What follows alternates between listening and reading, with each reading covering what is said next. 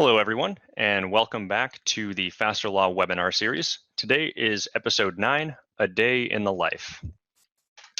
So as always, I'm your host. My name is Andrew Suter, and I provide direct support for Faster Law. I'll be guiding you through the webinar today. First of all, I would like to apologize. I was planning on making today's webinar really overly Valentine's Day themed since that's this Friday. But unfortunately, I just didn't have time. I was going to make everything like pink and put hearts everywhere and make tons of just really awful Valentine's Day puns. But I just didn't have time to come up with any of that stuff. So sorry about that. Or I guess maybe you're welcome. That would probably have been a little bit annoying, but just going to be a normal webinar. If you have any questions throughout the webinar, feel free to type them into the chat box on the bottom there. I'll make time at the end to answer as many questions as I possibly can. Feel free to just type them in whenever you come up with them, and I'll just go back and read them once I get to the end. So you don't have to wait until the end to actually type them in. But let's go ahead and jump into it. So today, again, is episode 9. It's a day in the life. So what we're going to be talking about is basically the life cycle of a matter and what tools we can use in Clio and in FasterSuite to just effectively work and make sure the matter is being handled efficiently, I guess. It's going to be a really high-level training. So mostly the intention is to introduce these features in case you're not using them. I'm not going to go really in depth on how to use them or like how they work. So if you see something that seems interesting or useful, chances are you won't actually learn how to use them in this webinar. So a really good resource if you see something would be our training videos. On the ribbon at the top of your screen, the Faster ribbon, you can click on Help and click this training videos link here to go to our full training video library. So, if we're talking about the conflict check and you've never seen that and you want to know exactly how it works, check out our training video on it. We've got a short 2 to 4 minute video for just about every feature in FasterSuite. If it's something in Clio that I'm showing you, then obviously that one you would probably reach out to Clio's customer service to learn more about. But again, I'm just going to briefly cover things and kind of walk through the process. And then if you want more information, training videos, shoot us an email at help@fasterlaw.com, schedule a support session here. And I'll get you all that information here again at the end of the webinar. But basically, for the process of a matter, we break it really into 3 steps in Clio. We have pending, open, and closed. So for our purposes today, we're going to use pending as basically for prospecting. A client has contacted us or a potential client has contacted us. What do we do with that? Once they actually choose to retain us, then we move the matter to open in Clio. And we really do like all of the work for the matter. Once we're finished with the matter, we build them, maybe they've paid. We then move the matter into closed status. And I left that off of here. I will cover it a little bit, but there's not a whole lot of work that we would do with a matter once it's closed. So I'm just going to briefly show kind of what changes when you close the matter. But again, for our purposes today, pending, open, and closed. And these are really the steps that we're going to take in each of those. Now, your specific process might differ a little bit. But I'm guessing you're probably going to be using most of these same features in Clio and FasterSuite. So where they actually take place might change, but you'll probably be using all the same stuff. So let's go ahead and jump into pending. So essentially the first thing that happens is we're prospecting, a client contacts us and says, I want to hire you. Really the first thing that we should do is create the client and the matter in Clio. So I hope that you all know how to do this. I am going to show it really quick here, but if you're using Clio, you should know how to create clients and matters. We would just go to create new. We'll create a new contact. I'll just create my son, Vincent Suter. He's not even 1, but in this case, we'll pretend he's an adult and he's hiring us. For his email address, I'm going to use one that I created, fasterlaw@outlook.com. And we'll just save the contact. Pretty straightforward. There's a bunch of other information that you can add there. For our case today, we're just going to add the email address and the name. So now we've created the contact. He's created in Clio. Great. We can create a matter for him. So we'll click on new matter over here, or we would go to create new matter over here. And we're just going to make a new matter for him. Let's say, I don't know, it's some criminal matter. Maybe he grows up to be a bad kid. I mean, you're probably all familiar with this screen. We assign a responsible attorney. I'll just say Alex attorney. We set the permissions. I'm just going to select everyone. And in this case, it's going to be a criminal matter. So I'll set criminal for the practice area. Now, instead of just hitting save matter, I'm going to change the status to pending because we want to create it as a pending matter. He hasn't actually retained us yet. So we want to open it as pending so we can do all of our, prospecting and intake kind of stuff before we actually open the matter. Once I've done all that, I can hit save matter. Again, hopefully I haven't lost you yet. This is something you probably all have done a million times. Now, the next step is we're going to run a conflict check. So this is probably something that you have to do for every matter, and there's a couple of ways we can do this. The kind of old-fashioned way would be to go into Clio and just type into the box up here. We want to type in Vincent Suter and see if anything comes up. When I do a search that way, you'll see I only came up with the one conflict, or I'm sorry, the one result here. So there's probably not a conflict of interest because this is the client that I just created. We can search other things, like if we were to just type in Suter to see if like a family member has hired us, that's going to bring up a bunch of other things because, we have a bunch of clients here. I've created like basically my whole family in here. So there could potentially be a conflict of interest if we type in Suter, but really that's the old-fashioned way of doing a conflict check. It doesn't document anything. You might find a conflict of interest and you can take whatever action you need to at that point. But again, it's not going to actually document anything. So the other way, and probably the better way to do this, would be through FasterSuite. If you go to New on the ribbon up top, we have a conflict check feature built in, and it's fairly simple to use. We just click on conflict check here, and we're going to type in whatever we want to search for on the left, and we're going to choose where we want to search on the right. So we would type in things like, Vincent Suter, if I could type. Now, this is going to be using exact matching. So in addition to typing in Vincent Suter, there are also places in Clio where it might list the last name first. So we'll type in things like Suter, Vincent. Also maybe like any nicknames or other names he might go by, like Vinny Suter, or Suter, Vinny, anything like that. If he was married or there's like another family member or something like that that you wanted to search for, you could type that in here. So I'm just going to put in like my wife's name, Samantha Suter, Suter, Samantha, and then maybe she goes by Sam Suter and Suter, Sam. Really, we just enter one search term per line here, and we're going to want to enter as many variations of their name as we possibly can, just for the most thorough conflict check we can do. Now, once we've entered our search terms, we just choose on the right-hand side where we want to search. In this case, I'm just going to search contacts, matters, and matter relationships. You can search more places, and you can also use relaxed matching. The more things you check here and the more search terms you have, the longer it's going to take. And if you're using relaxed matching, you could potentially come up with results that aren't actually conflicts.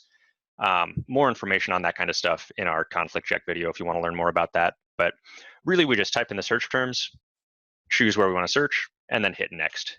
And in just a moment here, boom, we've got our conflict check report that is going to get saved into Clio. So it'll say, this conflict check summary was performed on this date at this time by this user. If we scroll down, it'll show what all we searched for and whether or not potential conflicts were found for that search term. If we scroll down even further, it'll tell us where we searched for conflicts, and at the very bottom, it'll show us what potential conflicts were found. So at this point, we would look at these and say, okay, Samantha Suter found a client or another contact in Clio. We'll have to go and take a look at that. So this gives you an idea of where to look in Clio, but you would still probably have to go in and verify all of these things.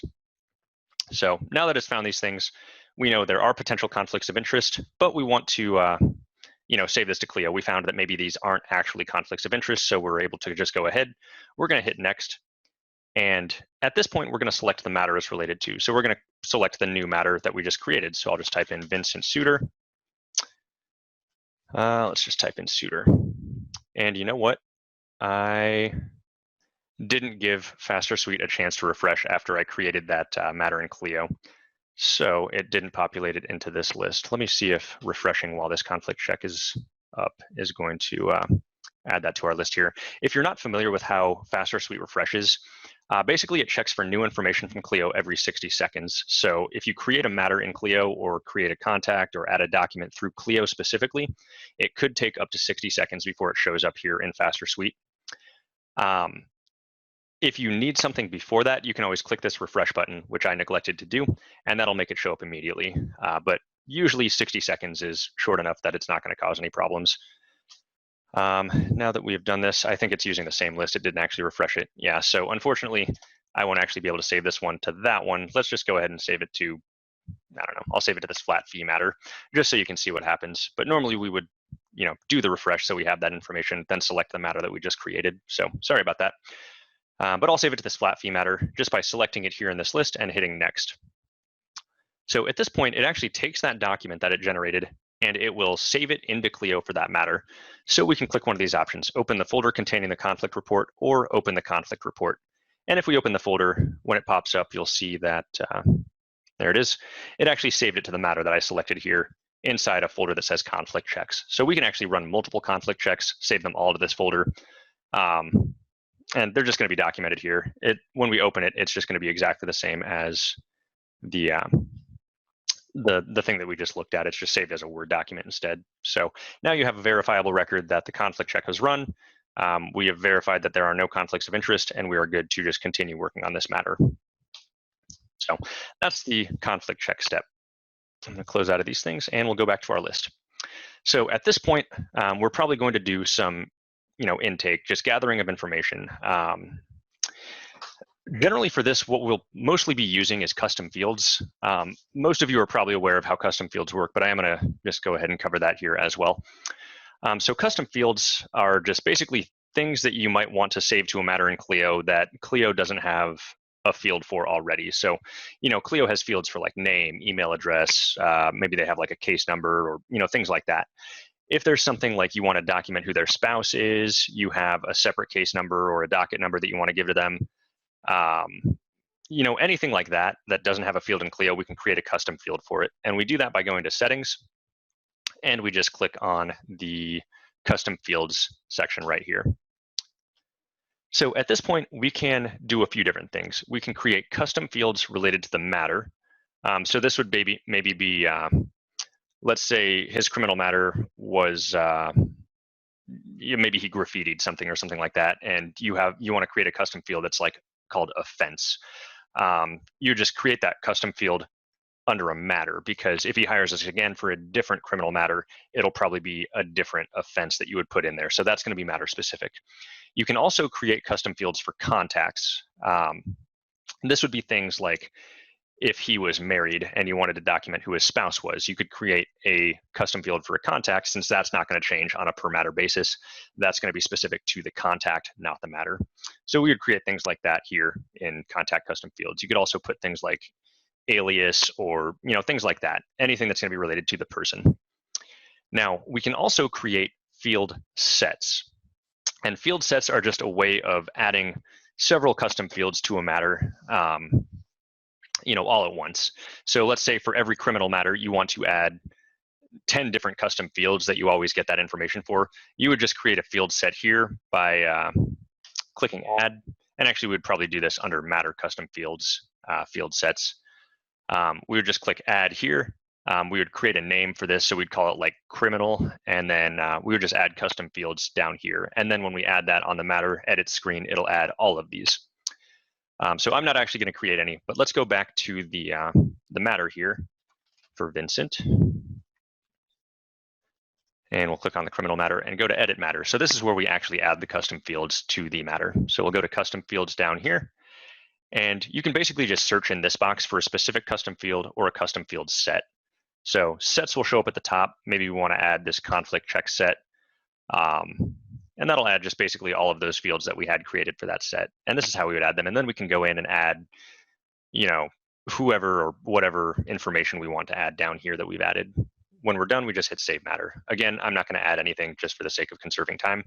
But that's how we would do kind of that intake process and gathering information related to the matter and where we would save it. Now, at this point, you may start using document automation. You probably want to send them like a fee agreement or a retainer agreement or engagement letter, something like that. That's probably pretty standardized, and it's going to be faster to generate this document automatically than to go in and create the document manually. So there's a couple ways we can do this. Number one is Clio's templates.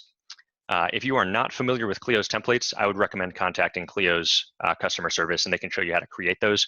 But essentially what they do is you'll create a template using what Clio calls merge fields. And when you put those merge fields into a document, it will pull the information from a matter in Clio and put it into where you have that merge field in the document. So it basically fills in the document with information from matters when you go to generate that document. This is really, really useful because then we don't have to go manually fill in a bunch of information. Now, to do that through Clio, basically we just go to the matter and we go to the Documents tab. Keep in mind you have to have the template set up before this. So again, if you don't have any set up, contact Clio. But once they're set up, we would go here to the Documents tab. And when we click on New, we have this option for Document from Template. And when we click on that, we get a few things here that we can select. So number one is, what template do you want to use? We would just select maybe we want to do this fee agreement. Down here, we can choose whether we want to generate it as a PDF or as a Word document. In this case, I'll just do Word document. And then we can type in here to rename it. So I'll say 2/12/20. Maybe we just want to use the date on this document. So when I hit create, Clio will actually go through and create this document and save it to the matter. So we'll give it a moment here to create that.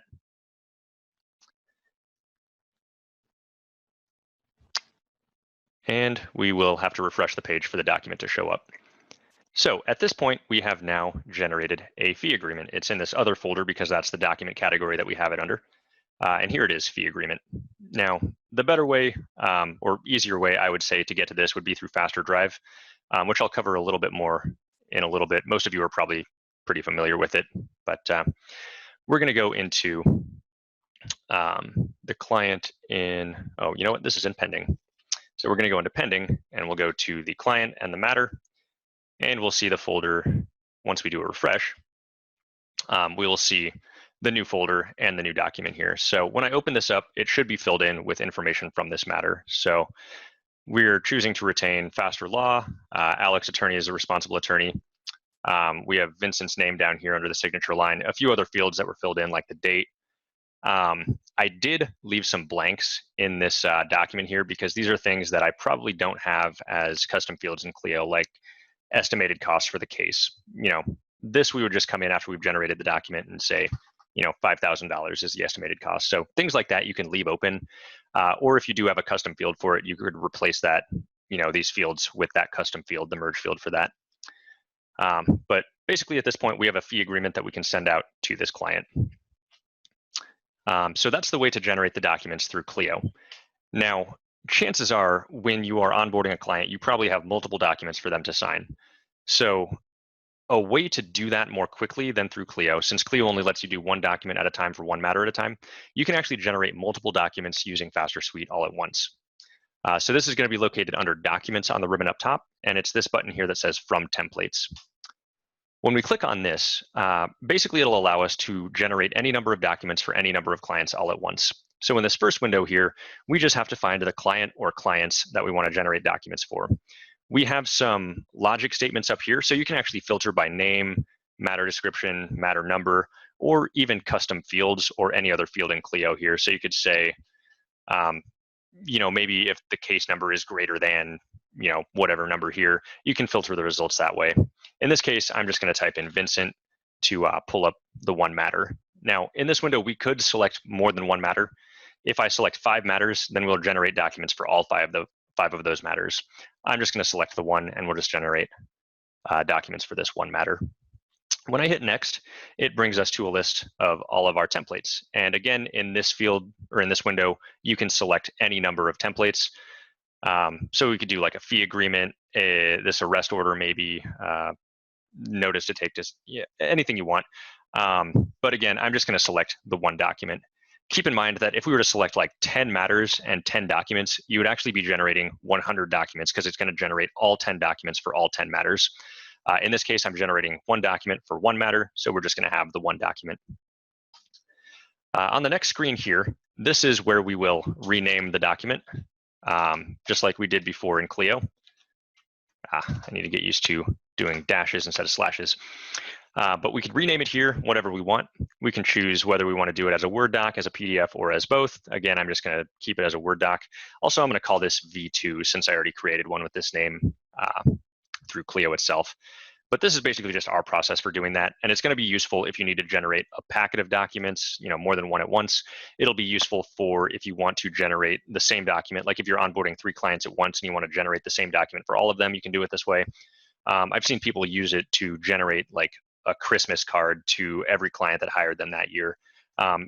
You could use it for a lot of different things. If you want to generate more than one document at a time, this will be easier than going through Clio. But if it's just one document, you can still use Clio. We're actually, when we do this, we're actually just telling Clio to generate the documents. So when we hit next, FasterSuite isn't actually generating the document. We're just sending the request to Clio to generate this document. And again, if you select 10 documents and 10 matters, we would send 100 requests to Clio to generate documents, and it's going to do them all at once. So quite a bit faster than going in and generating them one by one. Once it's done, you'll see that we have two options on the right-hand side, Open Document and Open Folder. So just to take a look at it, we'll open the document, and that's just going to basically exactly the same as doing it through Clio, since it's still Clio that is generating the document. Now, there is another way to generate documents, and that's going to be using faster snippets. So for this fee agreement, we'll do this with faster snippets, and I'm not going to get too in-depth on how to do faster snippets or set it up, but I'll show you how document generation would be different with faster snippets. We'll just call this fee agreement. And to show you how this works, I am going to go into our settings here and show you our text snippets and the ones that I've created for our purposes today. So you'll see if I scroll down here, I have FA-full, which is our full fee agreement template. And then I've got the fee agreement broken up into different paragraphs. So the reason I've done this is basically I can use either certain portions of it or I can generate the full fee agreement. So the way it works is that new document that I just created here, fee agreement, if I wanted to use the full fee agreement, what I would do is, first I'll just type in fee agreement up here because I think I left that part out of the actual snippet, but we're just going to use, fee agreement -full here. So FA-full, and that'll populate all this stuff in. It's still going to pull information from Clio, but the difference is we can also use things like this, initial deposit. So those places that I left blank in the template in Clio, I can actually use variables here in faster snippets to fill those in when I actually use that snippet. So to use that, I just type the abbreviation that I had, which is FA-full, and I hit space. Now, when I do that, it'll pull up this window and say, what matter is it related to? In this case, I have Vincent Suter selected. So it's going to populate in things like his name in the signature line, or any information from the matter, like, sorry, I keep hovering over it here and it's expanding it, but anything from the matter, like the responsible attorney, it'll fill in all that stuff. And if we change to a different matter, it'll fill in different information. But again, we're doing this for Vincent, so I'll create it there. Now, those blanks I filled in with variables, and variables are going to show up over here. So I can say the estimated cost is $5,000, and you'll see that it updates it over here in what it's actually going to put in there. Maybe he's going to do a $1,000 initial deposit and then $500 monthly after that. I just fill in those variables, hit OK, and Faster Snippets is going to fill out this whole thing just automatically for me. So it's a little bit easier to do than, I guess it's a little bit easier to do variables and things like that with Faster Snippets. Now, we can also, like I showed you there, break it up into paragraphs. So let's say I go here to fee agreement, or I type in fee agreement, and maybe in this case, not every fee agreement is going to be exactly the same, and some might have like different paragraphs and others might not. This is where these paragraph snippets would come in handy. So I have each paragraph separate, and then I also have like a signature block here. So I can say paragraph 1, that's something that I always use, and my abbreviation for that is FA-P1. I hit space, and I accidentally had that centered, but in this case, I just have the one variable because that's the only one that shows up in this first paragraph. So I type in 5,000, hit OK, and it fills in paragraph 1. Now, maybe I'm going to move this over to the left. Maybe I don't use paragraph 2, but I want paragraph 3. Then I can do FA-P3. Same thing. That one didn't have any variables or information from Clio, so it just expanded it. We didn't get that window pop up. Now, maybe again, we want to use paragraph 4. Let's hear FA-P4. Again, it's going to pop up that window because in this case, we do have information from Clio, but no variables. So you can kind of see how this works. It's a little bit more dynamic than Clio's templates. We can choose specifically what goes in there. Maybe we want to leave out paragraph 5 and go right into the signature line, which I think is client SIG is my abbreviation for that. We select the matter, it'll populate their name in there and give us the signature lines there. So this is just a different way of generating documents if you want it to be a little bit more dynamic than Clio's templates. If Clio's templates work for you, that'll probably be a little bit faster, but this is a little bit more customizable. So just wanted to point it out there. Again, there's a lot that goes into snippets. If you want more information on this, check out our video for it, or we have a webinar in our webinar archive that was an in-depth tutorial of faster snippets. But at this point, we send them the fee agreement or the retainer agreement or whatever we want to send them. They sign it. They have officially retained us now. We're going to go into Clio and actually open this matter. So, they've actually retained us. They've agreed. We're going to go to edit matter and just change this from pending to open. So now this is an officially open matter that we're going to be working on. We are not making the best time here. I might run a little bit over an hour.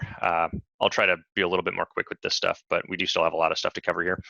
The first thing that we want to do when we open a matter is probably get set up with Clio Connect. And you might even set up Clio Connect before you start your document automation over here. So you could do this step during pending. But Clio Connect is going to be a way of sharing documents with clients and a way for clients to share documents with you. It's going to be the most secure way of sharing Clio documents, as opposed to, like, let's say you shoot them an email and say, can you get us this document? And they email it back to you. That's not really that secure. Clio Connect is going to be basically giving them access to the document right in Clio. So it's still going to be in Clio's cloud. It's going to be encrypted, a lot more secure than other ways that you might share it. So we probably want to get the client set up with Clio Connect. And the way that we do that is we actually just go into Clio and we go to the Documents tab. Let's say we wanted to share this fee agreement with them. We can share either the folder or the specific document. In this case, I'm going to share the folder. The way we do that is folders and documents will have this share button, and we'll just click on that. At this point, it's going to say, who do you want to share it with, and do you want to send them a message? So I'll type in Vincent, and we should get Vincent Suter pulled up here. So what this does is there's a couple ways that this will share. Number one is you can share with a link if you're on a document, or you can share just with an email, and they'll have to sign up for Clio Connect. And that's what you would do if you're sharing a folder. So notify contacts via email when this folder is shared. I'm going to hit share. So what that'll do is send a link. Oh, I actually already have this email address on another contact. But either way, what it would look like is they would get an email and it would say, you need to sign up for Clio Connect. And when they do that, it will bring them to an interface that looks like, let's see here, at outlook.com. This is the email address that I set up for Clio Connect. So I apparently typed in the password wrong. There we go. Looks like it worked that time. So when you set someone up with Clio Connect, this is the interface that they get.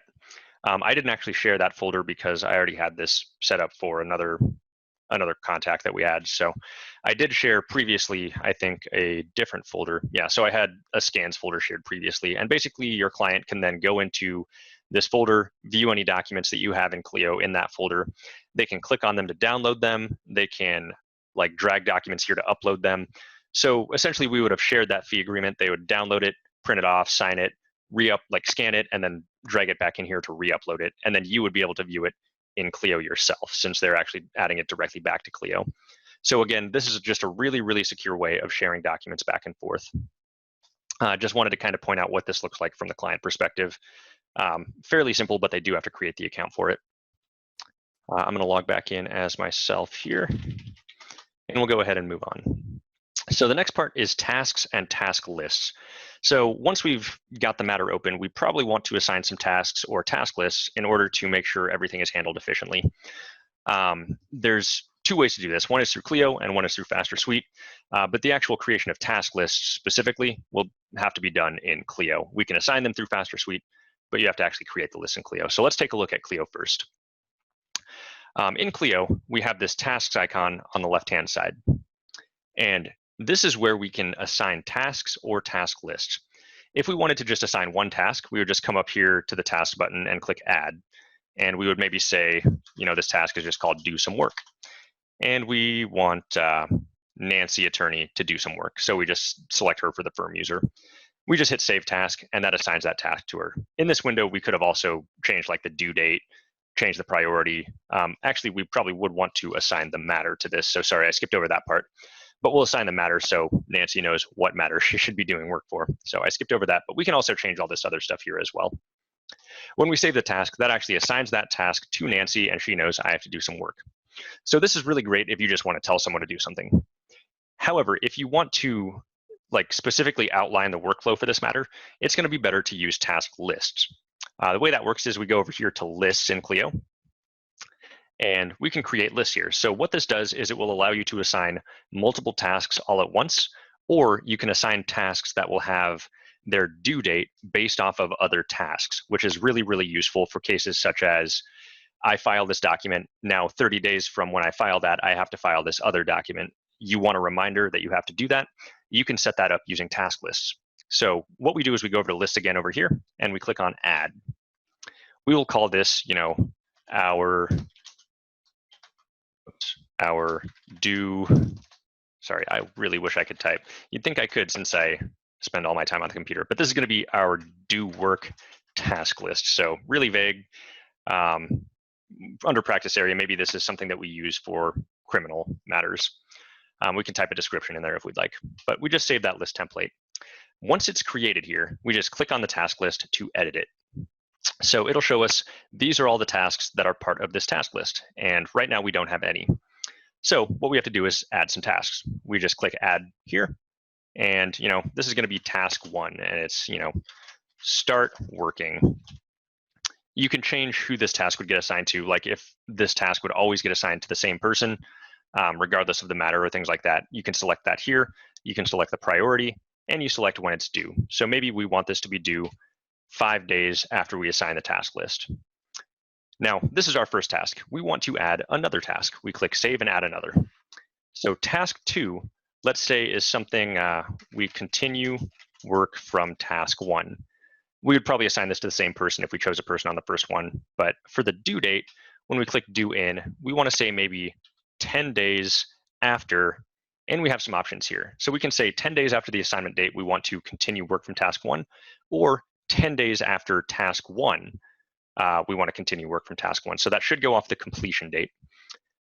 So if they have 5 days to do task 1, but they complete it in 2, then 10 days after that second day is when this next task would be due. So we can save and add another, and this is going to be, task 3. Maybe this one is not based on that first task, so it's just going to be separate work. We assign a user, and then this one we can also say is just like 30 days after the assignment date.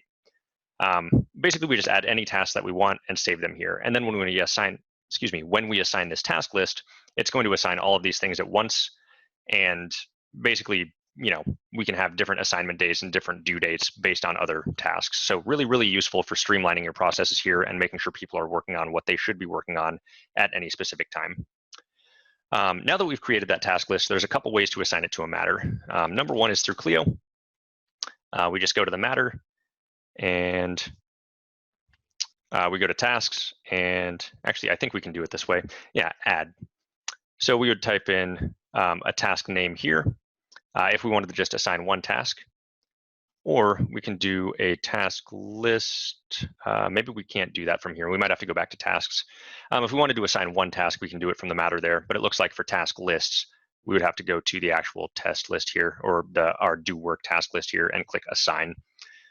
So we would do the matter, which is for Vincent, criminal matter, and assign the list to Alex attorney. So that assigns the list. And then if we do go back to the matter, we'll see that all of those tasks have been assigned. So here's our matter, here's our tasks, and there's all those tasks that we just assigned, in addition to the one that we assigned earlier from tasks there to Nancy. Now that's the way to do it through Clio. You can also do it through Faster Suite. Which way you prefer to do it, it's up to you. But our version is here under new. We have task and task from template. So task just basically gives you that same interface. You can fill out all this stuff, select the matter, hit save. That'll do the same thing we saw with Nancy attorney here. Or we can do tasks from template. And this basically, you just choose the task list here, our do work task list, choose the matter, all that other stuff that you could change here, and then hit save. And that'll do the same thing as assigning the task list from the task window over here. So just two separate ways to do it. Which way you prefer is going to be which way you do it. They're both basically going to do the same thing. So it's up to you. But that'll just make sure that we stay on track when we're working on our matter. The next thing that we probably want to talk about is client communication, because as you work on this matter, you will probably be wanting to keep your client updated with what's going on. So you'll probably be emailing them, that sort of thing. Most of you are probably familiar with Faster Mail. but that's what I'm going to show you here for documenting your client communication. So FasterMail is our email preservation tool. I'm just going to briefly run through it. But basically what it does is it will save these emails to Clio in a more usable format than you would get with Clio's Outlook integration or with their mail drop address, that sort of thing. The way it works is if we send an email, it will automatically prompt us to save it to Clio, or we can select the email here in Outlook and then click this preserve email button at the top on the ribbon. And either way, whether we send it or we grab it here and click preserve email, it'll bring up this same window. And you'll see I actually have two because I sent it from my email address to my email address. So one of these is actually the sent email, but you wouldn't have two, you would just have one. I do have the image, which is my headshot here, and then I added just a random document that I found as an attachment, just so we can see what happens with those. But basically, we just click that preserve email button, we select the matter, we hit save, and FasterMail is going to do a few different things. So number one, in a moment, we're going to see it disappear from this folder here. So boom, it's gone. Where did it go? We didn't actually delete it. We're actually just automatically organizing your mailbox. So if you look over here under Faster Suite, we can expand this folder. This matter is under open, so we expand open. We will find Vincent Suter in this list. We expand that. And here's the matter that we just saved that email to. So the email actually moves to this folder from wherever it was in Outlook. That way we always know where every email that's related to each matter is located, as long as we've preserved it with FasterMail. So that's the first thing it does, is automatically organizes your inbox. The next thing it does is a couple of things in Clio. So number one, it will save a communication here, just like Clio's integration does or their mail drop address does. And when we click on one of these, we get the text from the email, but this isn't really the most robust preservation. It's basically just the text. All the formatting is lost. Images aren't here anymore. Attachments should still be attached depending on how you preserve it.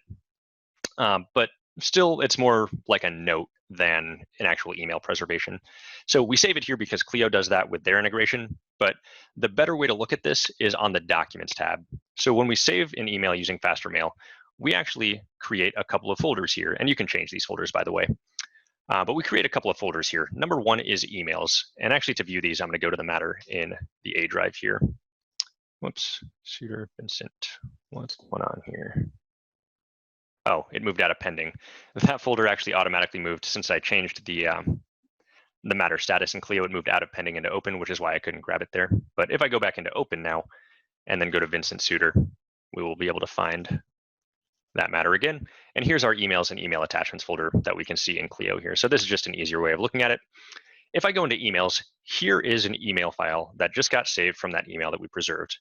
When I open this, it actually opens up with Outlook as a full copy of the email. Attachment still attached, image still intact. We can even reply and forward from this email file as well. That opened on my other screen here. So fully intact preservation of that email. Also, if there are attachments, in addition to being saved still on there, we extract them and put them in this email attachment folder. So we don't necessarily have to go through the email to get that attachment that was there. So it'll be automatically extracted. But that's what FasterMail does. It's just a much better preservation of emails than you would get through Clio natively. And this is how we would recommend documenting all of your communication with your clients, so you can just keep track of everything. Next, I'll talk briefly on document management. That's basically just this A drive here. So if you're not familiar with this, it's basically we just take Clio's cloud and map it to your computer so that you can directly manipulate your documents through Windows. Instead of having to go, excuse me, through Clio and like download and upload documents or use Clio Launcher, you can actually just use Windows to navigate through these folders that are created virtually by FasterSuite. And basically you'll just open up like this email attachment here. If I open this up and make changes to it, here are some changes. When I hit save, what this actually did is opened this document directly from Clio, and when I hit save, it saved it directly back to Clio. So if I go into Clio, now that I have edited that document, if I go into email attachment here and view details on this, we actually now have version 2 because I just actually directly changed that document in Clio's cloud. So it's just a much easier way of working with your documents. When you share something through Clio Connect, and someone uploads something back into Clio Connect, you'll still be able to grab it here because this is just going to be a mirror image of your documents in Clio. So if your client puts something in Clio, you can still get it here. It's just going to be a much easier way of working. So I just wanted to briefly cover that before getting into some of our document features that might be useful for you. So all of our document features are going to be under documents on the ribbon up top. And just for the sake of time, I'm only going to explain what they do. I'm not actually going to show them to you. So if you want more information on these, we've got training videos on them again, or just shoot us an email and we'll show you.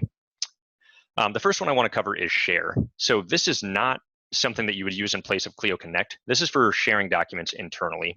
If we drag a document from FasterDrive up to this button, it will copy a link to that document that you can paste into an email to someone else at your firm.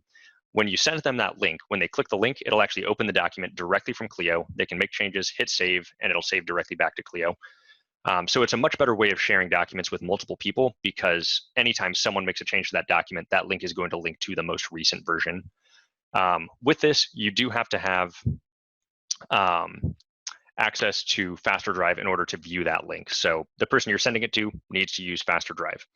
You can't share links with like clients or people outside your firm, that sort of thing. So only for internal sharing. The next button here is compare. This makes use of Clio's document versioning. Basically, let's say you send a document out to someone else to edit. They send it back to you and you want to see what they did. You can actually drag that document from FasterDrive up to compare, and compare version 2 to version 3 of the document, version 1 to version 7 of the document, whatever you want. And it'll actually pull up in Microsoft Word as a legal black line and tell you exactly what changed on that document.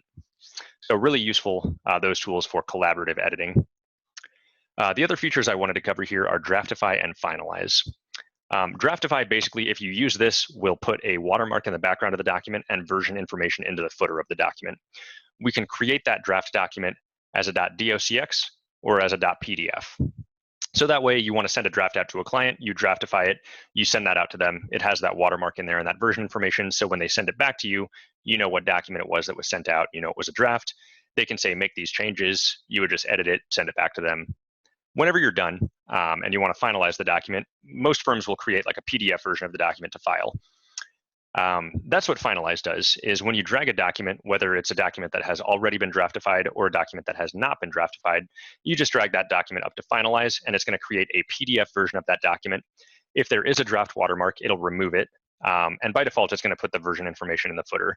Now, both of these features, Draftify and Finalize, you can customize whether the watermark is there, what the watermark says, and whether the version information in the footer is there and what the version information says. So up to you what those features actually do, but basically watermark and footer, and then Finalize will create a PDF for it. So those are just some things that I thought might be useful for your document management stuff. Just a couple of kind of automatic document generation kind of things. But let's look into tracking time. So this is, for a lot of firms, probably the most important part of doing work, is making sure that you track all your time and then bill it. Otherwise, you're not actually collecting everything that you are probably owed. If you forget to create the time entry, you're not going to be able to bill that time entry to the client. You're going to get paid less. So time tracking, super, super important. And there are a couple ways to do this. The way I'm going to show you is FasterTime. And again, I'm just going to briefly cover this. There's a ton of stuff that you can configure in FasterTime that I would definitely recommend you take a look at. Schedule a time with us to go through FasterTime, because there's a ton of stuff in there. And if you don't set it up right, you could potentially overbill or underbill people if you're creating time entries from FasterTime. But just to give you kind of an idea of how it works, it's located here under the new tab up here, and it's activity tracking. So when I click on activity tracking, what this is going to do is show me everything that I have worked on for the last roughly 8 days, unless we've changed that setting. By default, it'll show you 8 days worth of activity.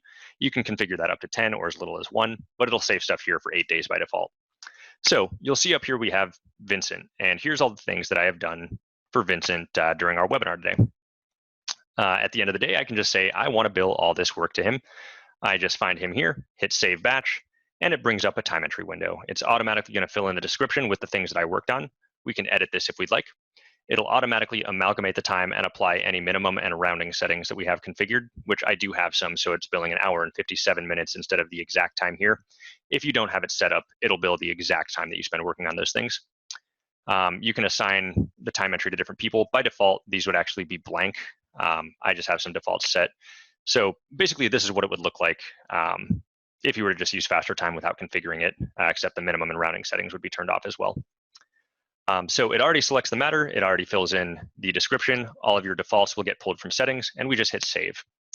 So at that point, it removes everything from Faster Time, so we don't accidentally double bill for it.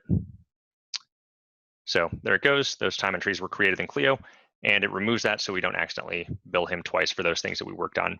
If we go to activities in Clio now, we will see that we created this 1 hour, or I guess roughly 2 hour time entry. And if we go to edit, we'll see that this is all the stuff that we did. So we're billing at $65 an hour, which is the default rate that I have set for myself in Clio. And we're actually going to bill the client for that work that we did today. So Faster Time is going to track every billable second that you spend working. But again, you're going to want to get it configured. Schedule a time with us if you want to get that set up and start using it. Faster Time is going to be probably the easiest and fastest way to track your time. Using Faster Time, you don't have to start and stop manual timers. You're not going to forget about things that you worked on, etc. So really, really effective for tracking all of your time. And again, because of that, I'm just going to cover Faster Time. There are other ways, to track your time, but that's the way that I wanted to show you today. Now, at this point, we have worked on our documents. We've completed all of our stuff. We've saved our time. Now we want to bill a client. This is going to take place through Clio. Faster Suite doesn't do anything with billing. I'm guessing you probably know how to do this because, again, this is something that you're probably doing for every matter. But I'm just going to show you this way. I just click on Quick Bill, and this will pull up like all of the billable time entries that, or time and expense entries on the matter. We can add or remove things here, but basically we just want to generate the bill, and that will add it to our pending approval bills. So I'm going to view the bill, and I'm actually going to approve it here. So now the bill is approved, and this client actually owes us money. So if we go to matters, we have an outstanding balance here. And if we go to activities, we'll see that this activity was billed on invoice 217. So that portion you should be pretty familiar with. The only reason I wanted to show you that is so I can show you invoice reminders, which is a feature that we have in Faster Suite. So one problem that we've noticed a lot of firms have is collections. You send a bill to a client, they don't pay you by the due date. You want to remind them that they owe you money, but there isn't really a great way in Clio to do this unless they've changed this. What they used to recommend was you unshare the bill with them and reshare the bill with them, and that'll send them a new notification like you have a bill to pay. Not the most effective way of doing that. So we created this invoice reminders tool. So if you have people that owe you money and you just want to remind them that they owe you money, go up to Mail on the ribbon up top and click on Invoice Reminders here. What this does is it lets you create templates. So you can say, you owe us, wow, again, can't type. You owe us money would be the subject of the email that gets generated. Down here, we can use tokens like client name. So we'd say, dear client name, pay your bill. There we go. Thanks. We can type in whatever we want here, and it will basically generate an email for each matter that we select, or rather for each bill that we select, using this template here. We can also create things like first notices, second notices, by clicking Save as Template. So let's say this is our first notice, and then our second bill, or our second notice would be, this is your second notice, whatever you would want to type into that email. You can save that as a template as well. So it'll show you the subject, and to pull one of these templates back up, you just double click it over there, and it will change the template that you're using. So you can have first notice, second notice, final notice, or just different templates for different practice areas, whatever you want. You can create different templates here and then generate emails to people that owe you money. We have a couple of settings at the bottom. The first is attach invoices to the bill or to the email. You probably want to do that. Down here, we can include all client email addresses if we'd like. That's off by default. But then we also have this send to the emails as soon as they're generated option. I would recommend turning this off at least your first time or first few times using it, because we want to verify that the emails are generating the way that we want before we actually send any. So if this is turned off, it'll pull up the emails in Outlook. If this is turned on, it'll pull them up in Outlook and then just automatically send them. I'm going to turn it off so we can see what happens here. I'm using the second notice here. I'm going to hit next, and this will give us a list of all of our outstanding bills. We can filter these by due date or issue date. So if we don't want to notify Vincent since we just billed him today, which you probably don't want to do, maybe you just want to notify people that are overdue, you can sort and filter these columns. So you can say everything prior to February, I want to send a reminder on. You can just pick which ones you want here. anything like this where two of them go to the same client, it'll actually merge those together and put both of those bills on the same email. So it's not going to like blast them with a bunch of emails. They'll just get one email and say, here's all of your bills. So just for today's purposes, I'm going to select all of them, and I'm just going to hit generate. And we'll see that it goes through and actually creates these emails using Outlook. And it's just basically copying in the client name, which we had in there. It's copying in the text that we put in there.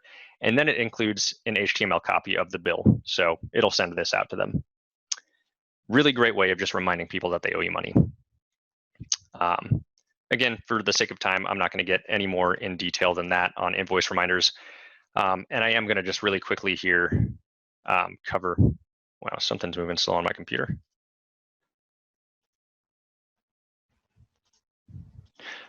Cover what happens when we close a matter in Clio. So sorry, I'm closing out of these windows here really quick, and then I will continue. I'm getting some definite lag time in on my computer here right now. I think it's related to faster time, apparently. That was really weird. Let's see if I can close it this way. Anyway, so once we close a matter, we billed them, they paid. What we would want to do is just go into the matter in Clio and change the status to closed. Now, that's going to do a couple things. Number one, it's just going to close it in Clio, obviously. Number two, there are a couple things that happen in Faster Suite. So number one that happens in Faster Suite, sorry, that's probably getting confusing saying number one and number two and stuff like that. But number one for Faster Suite changes is it's going to move the document out of Faster Drive, out of the open folder and into the closed folder. So if I come in here after doing, actually, I'll need to do a refresh since we just closed it and it hasn't been 60 seconds. Wow, something is causing my computer to go really slow here, so I apologize about that. I'll do a quick refresh here, and now if we search for Suitor in this open folder, Vincent Suitor should not be there, assuming that my computer ran fast enough to, yeah. So under Suitor, no Vincent. That's because it automatically moved into closed. So we can still access it. It just removes it from the open folder so it doesn't clutter everything up. You can just view your open matters. But if we go into closed here, we can type in Suitor and still find a Vincent Suitor. So we still have access to all those documents and everything and emails and et cetera.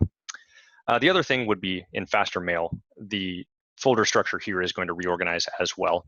So this Suitor, Vincent folder within 60 minutes would move to this closed folder here. It's not going to move immediately like it does in Faster Drive. This one checks once per hour. Faster Drive checks once per minute. So within about an hour, we'll see this folder move as well. And that's just so we don't clutter up this space here. But again, everything that we had saved there would be available under closed afterwards then, still going forward in the future. So you'll still have access to everything. Everything is still saved in Clio. It's just basically moved out of the way. But that's only if we need to recover it. Like, let's say they come back next year and say, hey, I lost this document. Can you get it for me? You still have it. We just don't want it to be cluttering up in front of you. So we kind of like archive it, I guess, in a way. So like I said, no real work that gets done when we close a matter. Just a couple of things change in Faster Suite. So I wanted to briefly cover that. Okay, we ended up making pretty decent time here. I know I was really, really brief on a lot of that stuff. So again, let us know if you need clarification on any of that or some training on some of those features. But let's go ahead and move on and see if we have any questions here. Let's see here. So the first question we have here is conflict check case sensitive. So the answer, I believe, is no. Let's actually test it out here because I'm not 100% certain on that. Let's just type in Vincent Suitor, all lowercase, and we'll just search for that. We should pull up a potential conflict here. And again, running pretty slow. So yeah, it looks like it is not case sensitive. I did just want to verify that before I told you for sure because I haven't tested that before, but it is not case sensitive. It'll still find capital Vincent Suitor even if you have it lowercase here. Let's see here. Can you use the edit snippets in Outlook to create automated emails? So yes, the answer is we can use snippets to automate email generation. So I'll show you one that I have set up here. We have, once it pulls up, it is email bill reminder, email template 1, I think is one that I had working. Okay, so ET1 is a snippet that I have set up for this. If I go to generate a new email in Outlook, what I can do is just type in ET1 since I've set this one up. And when I hit space, it's going to ask me what matter is this related to. There we go. Again, I apologize that everything is running slowly here. I'm not sure what happened on my computer. But basically at this point, I would say, I want to email Vincent Suter, whatever this email template is for. Hi, Vincent. I just wanted to let you know that the opposing party has retained. We will say John Smith. So again, we have the variables on the right-hand side, and then it populates information from Clio for the rest of this stuff. When I hit OK, I've set this up with keyboard commands and a bunch of other stuff, so it'll actually just generate this full email like this. So it puts in the email address, it tabs down to the subject, types in the information from Clio, tabs down to the body, and fills that out with information from Clio and the variable that I put in there. So the answer is yes, you can use it to automate emails using information from Clio. You just have to set it up. Really the weird thing with this is getting the right number of tabs. Like depending on how many times you have to hit tab after entering the email address. You know, if you have like BCC here, you might have to tab an additional time more than I do. So there's no like right answer for that. I use 3 tabs. You might have to use 4. You might have to use 2. Just set it up for whatever works. Like when you actually go in here and type in however many times you tab down to the subject line, like I just hit 3 tabs to get there. That's how you can check that. And that's how you would set it up for emails. You can also use it to fill out forms just by like, you know, putting in information from Clio, having it hit tab, putting in the next information from Clio into like whatever fields in the PDF form that you're filling out. In those PDF forms, you can tab between the fields and like hit spacebar to check boxes or like the up and down arrows to select from drop downs. So you can actually have it automatically fill out forms for you as well. So all kinds of things you can do with faster snippets. I just wanted to cover the document generation today, but that's how you do emails.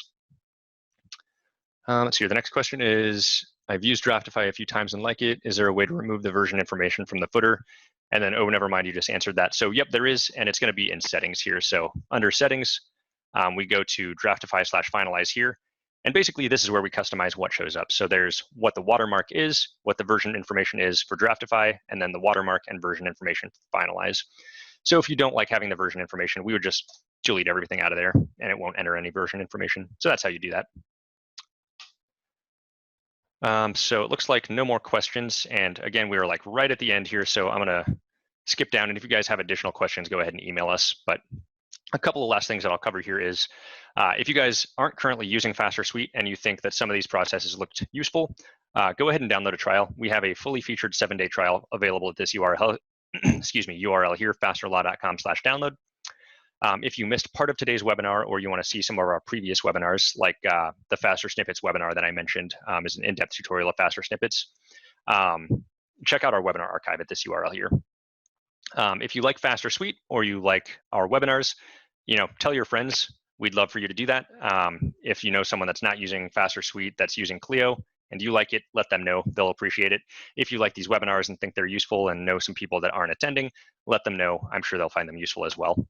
And then again, for anything that you want more information about from today's webinar, or if you have ideas on what we could do webinars about, anything related to Faster Suite or these webinars or anything really, email us at help@fasterlaw.com. That's going to come to our support desk, and we'll get back to you as quick as we can. What have we got coming up? So next week, we're going to do group policies. Like I mentioned, we have made some, or I think like I mentioned last week, we've made some changes to our firm-wide settings. So this will give you a lot more information on how our new firm-wide settings group policies work. So they're a lot more customizable now. Definitely check that out if you use firm-wide settings. The week after that, we still don't have a topic for that one. I promise I'll get one figured out. If you guys have any ideas, let us know. March 4th, I will be out of the office visiting family in Florida. So we are not going to be doing a webinar that day. But then the following week on the 11th, March 11th is going to be kind of a fun one, hopefully for you guys and for us. We're doing a Faster Law Ask Me Anything. This is going to be with Tony, our founder and lead programmer. Basically, Tony, myself, and then Josh, our VP in charge of strategic partnerships and channel, are going to be answering any questions that you guys have about anything. So definitely show up for that one. Ask us whatever you want. Hopefully it'll be informational for you guys. It'll also be informational for us as far as like what you guys are interested in, what direction we should take development, that sort of thing. So feel free to stop by, ask us some questions. Again, Tony, myself, and Josh will be there. Mostly, I think I'll be there just kind of in a hosting capacity. Probably most of your questions would be for Tony, for Josh. You can ask me questions if you want, but you might not actually have any questions for me. Anyway, That is all for today. So thanks for attending. Today's episode, again, was supposed to be our Valentine's Day special. Happy Valentine's Day. Sorry it wasn't more pink and foofy, and I didn't have more hilarious jokes for you. But again, it was a day in the life cycle of a matter. Thanks everyone for coming. This is Andrew Suter signing off. You have a good rest of the week. Thanks. Bye.